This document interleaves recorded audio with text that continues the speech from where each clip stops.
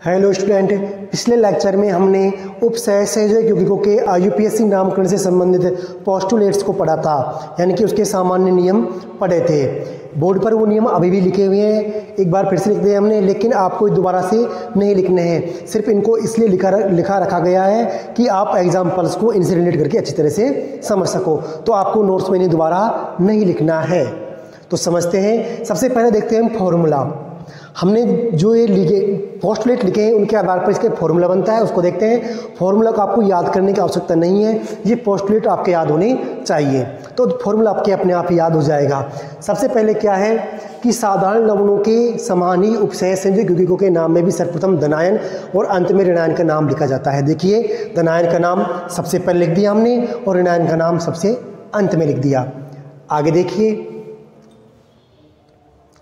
संकुल स्पीशीज धनायनिक ऋणायनिक हो सकती का नाम लिखते समय सबसे पहले लिगेंड का नाम लिखा जाता है। तो सबसे पहले हम लिगेंड का नाम लिखेंगे और लिगेंड के नाम से पहले लिगेंड की संख्या को व्यक्त करेंगे। हम क्या करेंगे? लिगेंड की संख्या को व्यक्त करेंगे और उसके बाद हम धातु का नाम लिखेंगे और उसके बाद रोमन संख्या में ब्रैकेट में बंद करके धातु की ऑक्सीकरण अवस्था लिखेंगे और लास्ट में ऋणायन का नाम आ ही जाता है। तो इन पोस्टुलेट्स के आधार पर हमने ये फॉर्मूला बनाया है। इस फॉर्मूले के आधार पर हमें नाम लिखने हैं। अब सबसे पहला एग्जाम्पल देखते हैं। सबसे पहले हमें इसे आयनित करना होगा, या फिर हम सबसे पहले ही देख लेते हैं कि इसकी ऑक्सीकरण अवस्था कौन सी है। इसमें जो आयन है, धातु आयन है, उसकी ऑक्सीकरण अवस्था कौन सी है। तो देखिए, इसकी ऑक्सीकरण अवस्था निकालते हैं हम। क्या है? पोटेशियम के लिए 4 धनावेश है तो +4 से गुणा कर देंगे, प्लस आयरन की निकालनी है हमें, प्लस में क्या कर देंगे, Cn के लिए कितना होता है -1, तो ये कितने हैं 6 -1 बराबर 0। ये तो आप सीख ही गए। अब आगे 4 + x -6 = 0। आगे लिख सकते हैं हम x = 6 - 4 x = 2, यानी कि x का मान कितना आ गया 2। हम कह सकते हैं कि यहाँ पर आयरन की ऑक्सीकरण अवस्था कितनी है 2 है। तो ये आपको ध्यान रखना है, ऑक्सीकरण अवस्था +2 है, यानी कि यहाँ पर आयरन +2 के रूप में है। ये हमारे काम में आने वाला है। कौन सी ऑक्सीकरण अवस्था है? +2 ऑक्सीकरण अवस्था है। आपको ऐसे ऑक्सीकरण अवस्था निकाल लेनी है। तो हमने यहाँ पर लिख दिया आयरन +2 ऑक्सीकरण अवस्था में, ध्यान रखने के लिए। अब आगे देखिए, आगे हमने क्या कहा कि हमें सबसे पहले किसका नाम लिखना है? सबसे पहले हमें धनावेश का नाम लिखना है। अब इसमें धनावेश है या नहीं, उसको हम इसे आयनित करके देखते हैं। यदि हम इसका आयनन करवाते हैं तो हमें क्या मिलेगा? 4 पोटेशियम आयन मिलेंगे। 4 पोटेशियम आयन मिल गए। इसके बाद में एक संकुल आयन या संकुल स्पीशीज मिल गई।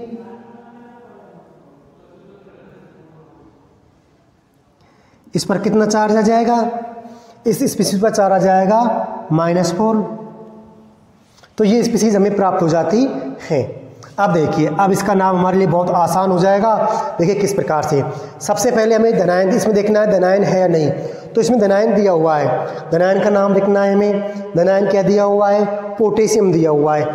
अब देखिए ये क्या कहता है नियम, धनायन व ऋणायन का नाम लिखते समय इनकी संख्या को व्यक्त नहीं करना।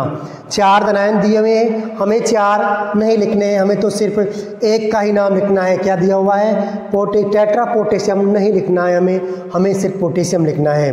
तो क्या लिखेंगे हम? सबसे पहले धनायन का नाम पोटेशियम,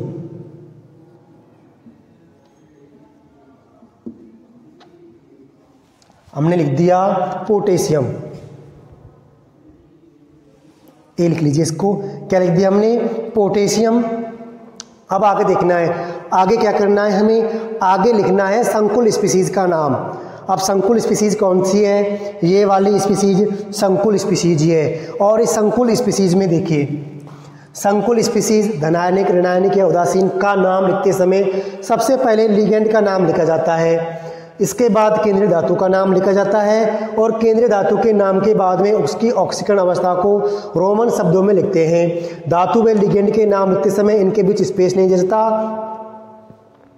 संकुल स्पीसीज में कई प्रकार के लिगेंड हो तो अंग्रेजी वर्णमाला क्रम के आधार पर लिखा जाता है। लिगेंडों की संख्या को व्यक्त करने हेतु डाई, ट्राई, टेट्रा आदि शब्दों को प्रयोग किया जाता है। अब देखिए यहाँ पर नाइन का नाम हो गया।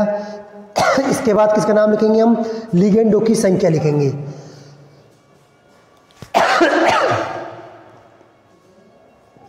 नाइन का नाम, इसके बाद लिगेंडों की संख्या। कितने लिगेंड हैं? 6। तो लिखेंगे हम हेक्सा, साइनो,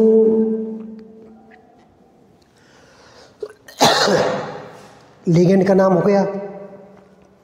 अब लिखेंगे हम धातु का नाम। अब देखिए धातु क्या है, यहाँ पर आयरन है। और धातु कौन सी स्पीसीज का भाग है? धातु एक ऋणावेशित स्पीसीज का भाग है। किसका भाग है? ऋणावेशित स्पीसीज का भाग है। इसका सामान्य नाम क्या है? आयरन। Fe का सामान्य नाम क्या है? आयरन। लेकिन हम आयरन यहाँ पर नहीं लिख सकते। क्यों नहीं लिख सकते? क्योंकि ये संकुल स्पीसीज का भाग है, इसलिए हम इसका लैटिन नाम लिखेंगे और जिसके अंत में ATE लगा होगा। और इसका लैटिन नाम होता है फेरेट। क्या होता है? फेरेट।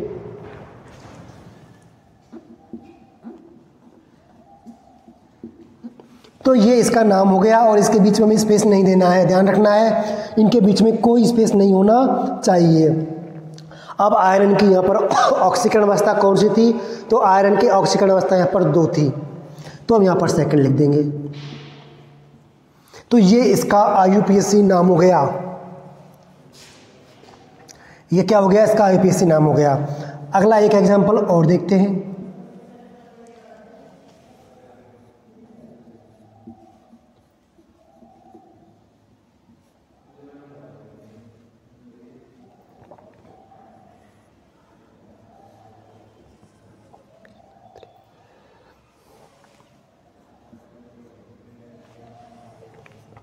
अब देखिए आप, हमें इसका IUPAC नाम लिखना है। सबसे पहले हम इसके केंद्रीय धातु आयन की ऑक्सीकरण अवस्था निकाल के देख लेते हैं क्या होगी। तो देखिए, इसके लिए हम X लिख देंगे। क्या लिख देंगे? इसके लिए हम X लिख देंगे। अब जो NH3 अमोनिया है वो कैसा लिगेंड होता है? उदासीन लिगेंड होता है।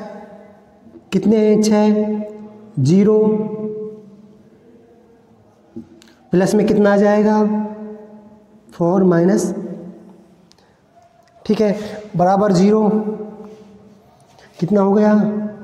x माइनस 4 बराबर 0, x बराबर 4। यानी कि यहाँ पर Pt+4 ऑक्सीकरण अवस्था में है।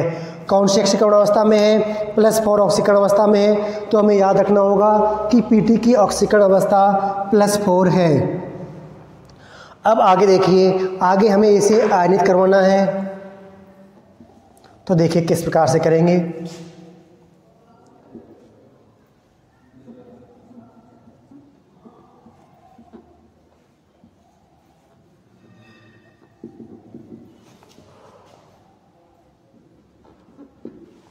इस प्रकार से दिया हुआ है। तो हमारा फॉर्मूला क्या कहता है? सबसे पहले हमें धनायन का नाम लिखना होगा। इसमें धनायन नहीं दिया हुआ है, साधारण धनायन नहीं है, संकुल धनायन है। संकुल धनायन नाम थोड़ी लिखना है हमें, हम तो साधारण धनायन की बात कर रहे हैं। साधारण धनायन इसमें नहीं है, तो छोड़िए इसको। इसके बाद देखते हैं हम लिगेंडों की संख्या। लिगेंड कितने हैं? अमोनिया लिगेंड है और वो भी कितने हैं? 6 लिगेंड है। तो इनके लिए क्या लिख देंगे? हेक्साएमीन। क्या लिख सकते हैं हम? हेक्साएमीन।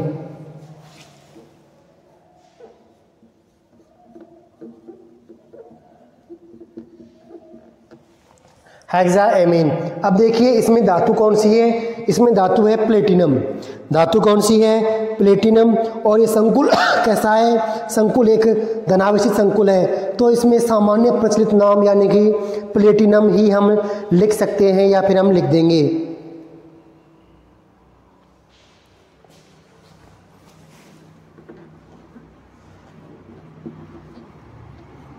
साधारण नाम लिख दिया, बीच में स्पेस नहीं दिया।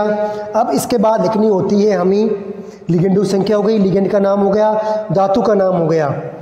लिगेंडों की संख्या हेक्सा, लिगेंड का नाम एमीन, धातु का नाम प्लेटिनम। धातु की ऑक्सीकरण अवस्था कितनी आई थी? 4। उसके बाद देखते हैं हम कि इसमें ऋणायन क्या है, ऋणायन का नाम लिखना है। ऋणायन एक है, इसमें ऋणायन है क्या है, क्लोराइड है, तो हम लिख सकते हैं क्लोराइड।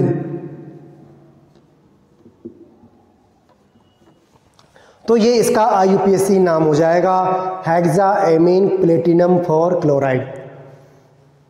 यहाँ पर हमने इनकी संख्या को नहीं दर्शाया है। तो ये 2 एग्जाम्पल हो गए, आगे और एग्जाम्पल देखते हैं इसी प्रकार से। अब हमारे जो पोस्टुलेट्स हैं उन्हें हमें यहाँ से हटा देने की आवश्यकता है। अब देखते हैं इनके एग्जाम्पलों का नाम। सबसे पहले हम इस एग्जाम्पल को देखते हैं कि इस एग्जाम्पल में क्या दिया हुआ है। कोबाल्ट CONH3 6Cl3, इसका नाम लिखना है। सबसे पहले हमें इसकी ऑक्सीकरण अवस्था निकाल के देख लेनी है। क्या लिखेंगे, X + 6 0 +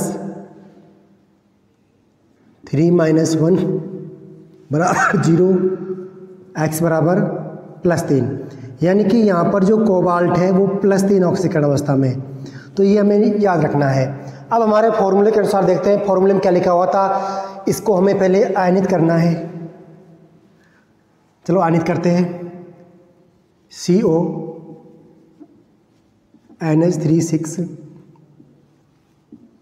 कैसा चार्ज आएगा इस पर, +3 चार्ज आएगा, और 3 क्लोराइड आयन इसके साथ ऐसे आ जाएंगे। तो इसमें सबसे पहले देखना है हमें इसमें धनावेश का नाम। धनावेश इसमें दिया ही नहीं हुआ है। उसके बाद क्या लिखना है हमें, उसके बाद लिखना होता है हमें लिगेंडों की संख्या। देखिए लिगेंडों की संख्या, लिगेंड का नाम लिखना होता है, और लिगेंड के नाम में लिगेंडों की संख्या सबसे पहले लिखते हैं। कितनी दी हुई है, 6। कितनी दी हुई है, 6। तो हम लिख सकते हैं हेक्सा, क्या नाम है लिगेंड का, एमीन, हेक्साएमीन। अब लिगेंड का नाम हो गया। उसके बाद हमें धातु का नाम लिखना है। धातु क्या है, इसमें कोबाल्ट है, और ये स्पीसीज कैसी है, ये स्पीसीज एक धनायनिक स्पीसीज है, तो इसका जो प्रचलित नाम है हम उसी को लिख देंगे। क्या है, कोबाल्ट, बिना स्पेस के।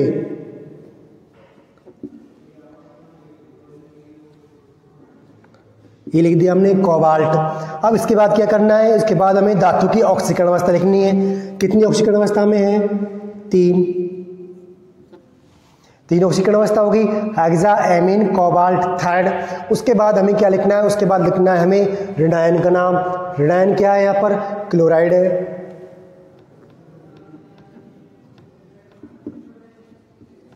क्लोराइड। तो इस प्रकार से ये इसका नाम हो जाता है। अब आगे देखते हैं हम इसका नाम। सबसे पहले हम इसकी ऑक्सीकरण अवस्था निकाल लेते हैं कितनी आती है। देखिए Fe के लिए X + NH3 0, H2O उदासीन है 0, साइनाइड साइनो के लिए -1। तो इस प्रकार से X बराबर आ जाएगा यहाँ पर +2, यानी कि आयरन +2 ऑक्सीकरण अवस्था में है। अब हमें इसका आयनन करवाएं, तो इसका आयनन होगा ही नहीं क्योंकि ये एक उदासीन स्पीसीज है। अब देखिए, अब इसमें ना तो धनायन है ना ऋणायन है, तो हम इसका नाम कैसे लिखेंगे। सबसे पहले हम इसमें लिगेंड का नाम लिखेंगे। अब यहाँ पर हमने देखा कि लिगेंड तो 3 जोक हैं, पर 3 प्रकार के लिगेंड हैं, तो फिर नाम कैसे लिखेंगे। यदि लिगेंड एक से अधिक प्रकार के हों तो हम नाम अल्फ़ाबेट के अनुसार लिखते हैं। अब देखते हैं कौन कौन से लिगेंड है। एमीन है, तो हम यहाँ पर नाम लिख के देख लेते हैं एक बार, एमीन। दूसरा कौन सा है, H2O यानी कि एक्वा, एमीन एक्वा। और तीसरा क्या है यहाँ पर, साइनो। तो यहाँ पर 3 लिगेंड दिए हुए हैं। अल्फ़ाबेट के अनुसार सबसे पहले कौन आ रहा है, अल्फ़ाबेट के हिसाब से सबसे पहले एमीन आ रहा है, उसके बाद एक्वा आ रहा है, उसके बाद साइनो आ रहा है। तो हमें इसी क्रम में इनके नाम लिख देने होंगे। और इनसे पहले क्या लिखना होगा, इनसे पहले लिखना होगा हमें कि इनकी संख्या को व्यक्त करना है हमें कि इनकी संख्या कितनी है। ठीक है, इस प्रकार से हमें इनका लिखना है। तो देखिए लिखते हैं। सबसे पहले क्या दिया हुआ है, एमीन। सबसे पहला लिगेंड कौन सा दिया हुआ है, एमीन। और एमीन संख्या कितनी है, 2। तो 2 के लिए क्या लिखेंगे हम, डाई। तो लिखेंगे हम डाई एमीन। दूसरा कौन सा दिया हुआ है H2O यानी कि एक्वा, और एक्वा के कितने दिए हुए हैं 2, तो क्या लिखेंगे हम डाई एक्वा। इसके बाद देखिए कौन सा दिया हुआ है साइनो, और साइनो के कितने हैं 2, डाई एक्वा डाई साइनो, ये दिया हुआ है। इसके बाद यहाँ पर दिया हुआ है क्या आयरन। अब यहाँ पे देखिए यहाँ पर फेरेट आएगा या फिर आयरन आएगा। ये संकुल कैसा है, ये संकुल स्पीसीज उदासीन स्पीसीज है, और धनायनिक और उदासीन स्पीसीज के लिए जो सामान्य प्रचलित नाम है उसी को हम लिखते हैं। तो क्या लिख देंगे आयरन, क्या लिख देंगे आयरन। अब हमें इस जो धातु होती है उसकी क्या लिखनी होती है, उसकी लिखनी होती है ऑक्सीकरण अवस्था। अब इसकी ऑक्सीकरण अवस्था कितनी है, तो देखिए इसकी ऑक्सीकरण अवस्था +2 है, तो उसे हम यहाँ पर रोमन संख्या में ब्रैकेट में लिख देंगे। तो इस प्रकार से ये इस संकुल का नाम हो जाता है di ammine di aqua di cyano iron second, ये इस एमीन का नाम है। आगे और एग्जाम्पल देखते हैं। देखते हैं अगला एग्जाम्पल क्या दिया हुआ है। अगला एग्जाम्पल है कॉपर इथाइलिन डाईएमीन H2SO4। अब ये संकुल कैसा है, ये संकुल एक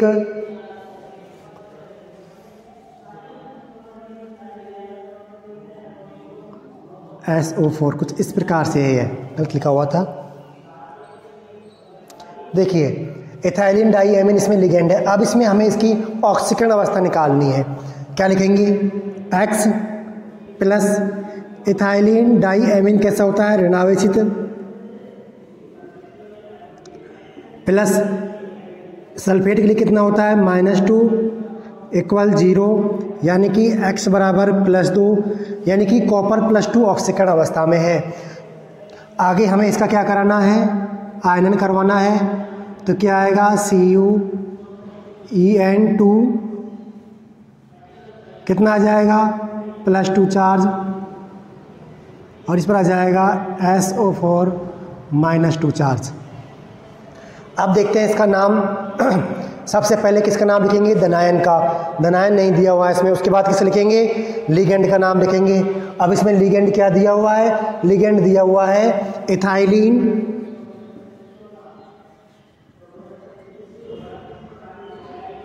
डाईएमीन, ये लिगेंड का नाम है। क्या ये लिगेंड का नाम है, तो हमें लिगेंड का नाम लिखते समय सबसे पहले लिगेंड की संख्या लिखनी होती है।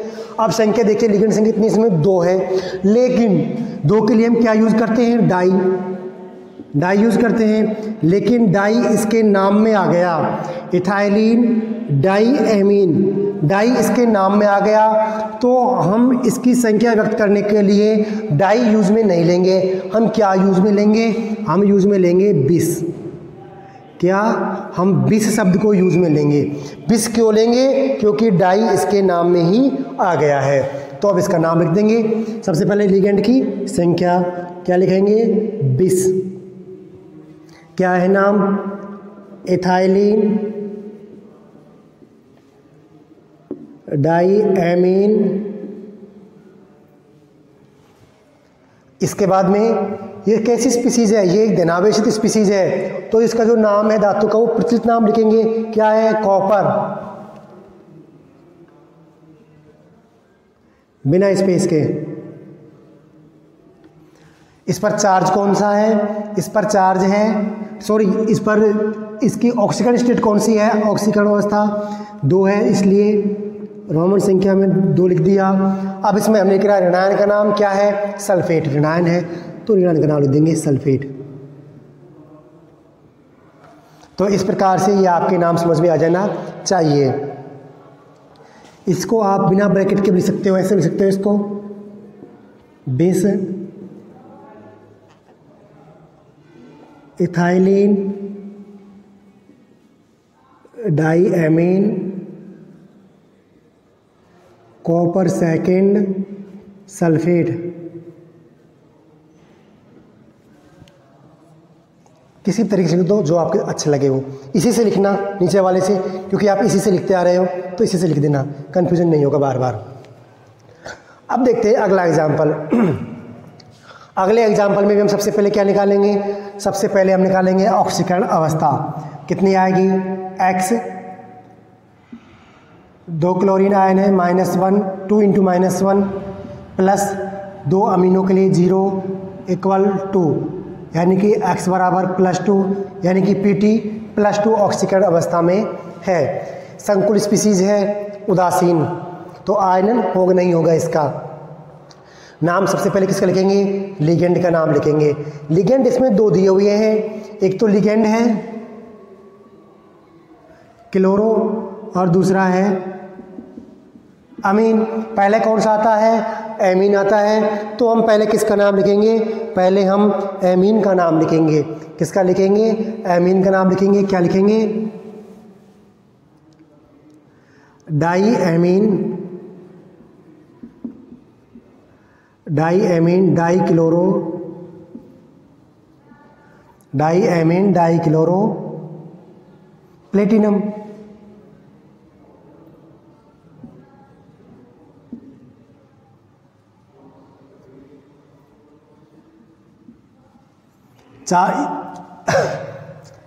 ऑक्सीकरण अवस्था कितनी है, 2, तो +2। इस प्रकार से हम इसका नाम लिख सकते हैं। इसका नाम क्या आया, डाई एमीन डाई क्लोरो, क्या नाम आया, di ammine di chloro platinum second, क्या प्लेटिनम सेकंड। तो इस प्रकार से हमने कुछ संकुल यौगिकों के नाम लिखे। ये साधारण संकुल यौगिक थे। अब आगे हम नेक्स्ट लेक्चर में हमारे में क्या पढ़ेंगे, संकुल आयनों का नाम लिखना सीखेंगे, किस प्रकार लिखते हैं, तो वो देखेंगे नेक्स्ट क्लास में। इस क्लास के लिए इतना ही। Thank you.